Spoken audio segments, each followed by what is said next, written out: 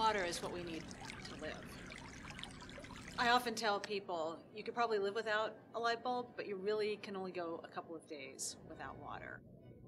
We're very blessed with incredible aquatic resources, fresh water, some unparalleled across the country. We're very fortunate in the state that we have a lot of water here. We have an obligation as stewards of our planet to conserve our natural resources for future generations. That's a must. Clean water is a major economic engine, not only here in East Tennessee, but throughout the state and the country. The spring heads, one you see behind me here at Fountain City Lake, was an attraction for people to get away from downtown. There was a school built, there were homes built in the area, and a rail line system came out of downtown up to this as really a vacation destination, based in great part because of the clean water, the fountain heads, the spring heads that we have in Fountain City. Stormwater is the key right now. Stormwater runs off of all these built areas into the storm system, which is like a sluice right to our creeks.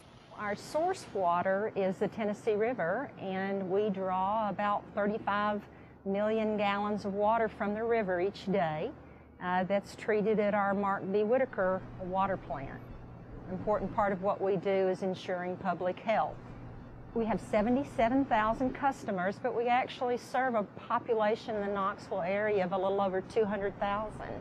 No one should ever assume that stream water is safe to drink. It requires adequate treatment and testing to make sure that it meets all of the standards that are applicable to drinking water. In fact, there are a lot of things in water, even though it may look clean, that we can't see with our naked eye.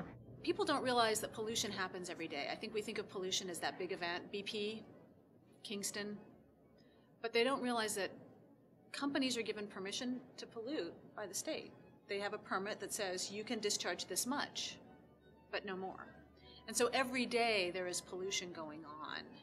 And people think, well, you know, the water is clean until a big event happens. Well, in some cases we're finding our water is really not clean. That's really one of the reasons that we test water as extensively as we do. We treat the water at our Mark B. Whitaker plant through filtration. It's a conventional filtration plant.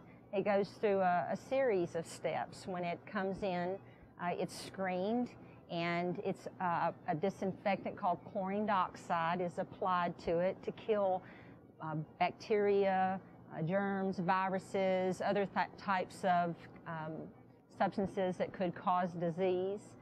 From that point, the water leaves and it goes to a step where we remove more solids. It's called coagulation and sedimentation. We add a coagulant that allows the smaller particles to bind together and they settle out in tanks.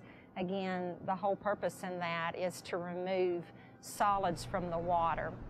And then the water from that point also goes through a filtration step where it removes the rest of the contaminants by trapping it with the media that's in large filters that we use at our plant, and then disinfect it again before we send it out to our customers in our distribution system. And that's important also because we have about 1,500 miles of pipes in our system, and U.S. regulations actually require that we maintain a level of disinfectant to protect public health.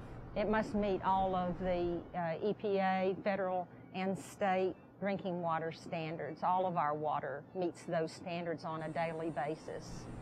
The limits are set in parts per billion or parts per trillion. When you're looking at that level of contaminant, you have to have some fairly sophisticated equipment to see that low. In fact, a part per billion is like looking for a grain of sand in an Olympic-sized swimming pool. Oh, when the Clean Water Act was passed, rivers were catching on fire.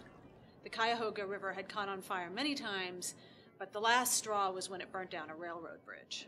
So it was on the front page of newspapers. When your water catches fire, it's a big deal. When the act was reauthorized and passed in the 70s, agriculture was exempt.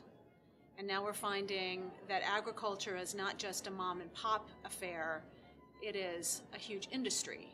And the pollution caused by some of these confined animal feeding operations is as much as a city. The waste is the equivalent of a city. And it's not very well regulated, and there have been many accidents of waste being discharged into rivers. Our department ensures the water quality that's served to our customers, our drinking water quality.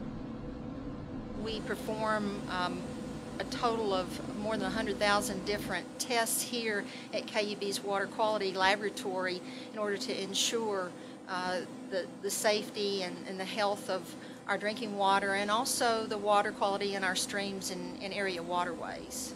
There's fairly stringent requirements. Drink your tap water. It's good water here. Drinking water is very safe, and as long as it meets the treatment and the drinking water standards, it's a great choice. Tap water is a great choice. We can treat our water, and we have award-winning tap water around here. It often exceeds standards that bottled water does, and it's definitely a bargain. It's less than a cent a gallon, so it's a great healthy choice and a good economic choice.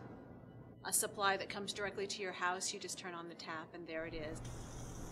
There are a lot of simple things that people can do to keep water clean. Part of that is to keep pollutants on site, reduce fertilizers, pesticides, herbicides, those kinds of things. Something as simple as washing your car in the yard and not in the driveway where detergents and things drain off into the storm drains. It deserves to be taken care of, and I've met more and more people who recognize that this is a beautiful place and it deserves protection.